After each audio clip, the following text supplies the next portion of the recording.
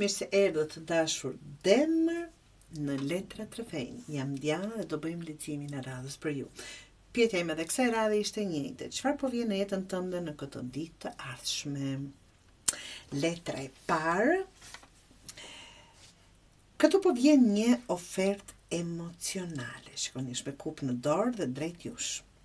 Mund të jetë një person që afrohet me ndjenja, që nuk do thotë absolutisht domosdoshmërisht e dashurisë, mund të jetë një person që një komunikim i butë, por jo shumë i qartë, ose një situatë që të prek emocionalisht.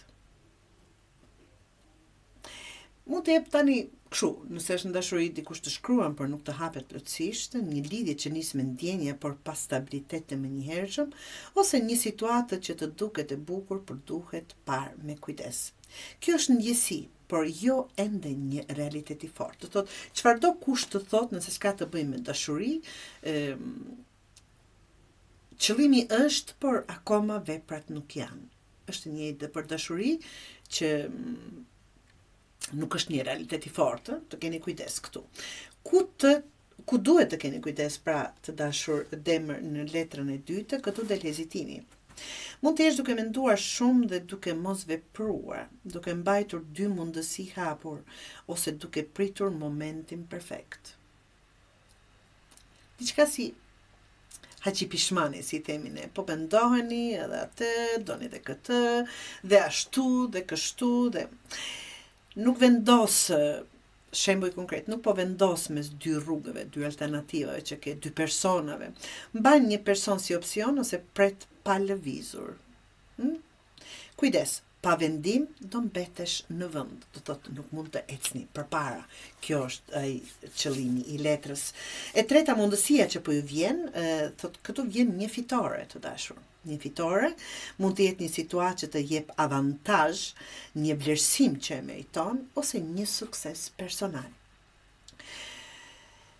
Mund të jetë që dikush ju zgjedh juve, del në pahje në një situatë ose merr një përgjigje pozitive. Kjo është ngritje, por duhet të marrësh vendimin.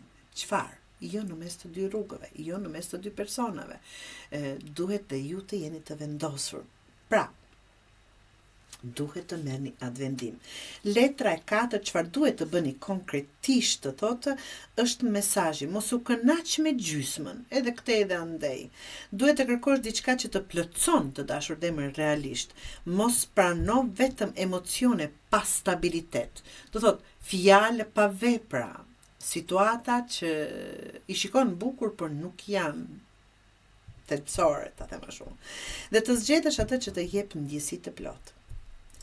Mos u mjafto, pra, me një komunikim të paqartë, kërko qartësi dhe stabilitet, mos e idealizoni situatë që nuk është e plotë, është gjysmake. Jo çdo ndjenjë është lumturi e vërtetë, të dashur Demër, duhet të keni kujdes. Dhe letra finale, apo këshilla finale, Oracle nga Lenormandi. Lenormand është shtëpia. Kjo tregon stabilitet, bazë e fortë dhe siguri.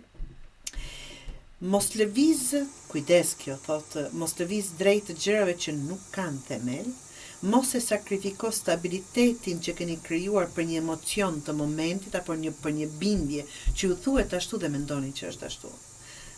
Dhe zgjidh atë që të jep siguri reale.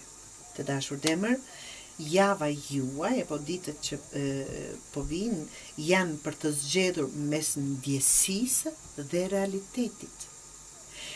Çfarë po tërheq, çfarë është e paqartë dhe çfarë është e qëndrueshme. Mos u ndal tek ajo që duket e bukur, zgjidh atë që të jep, ajo që të qëndron, ajo që të jep vepra, do thotë që i shikoni vërtet që kanë bazament të fortë. Fjalët i merr era.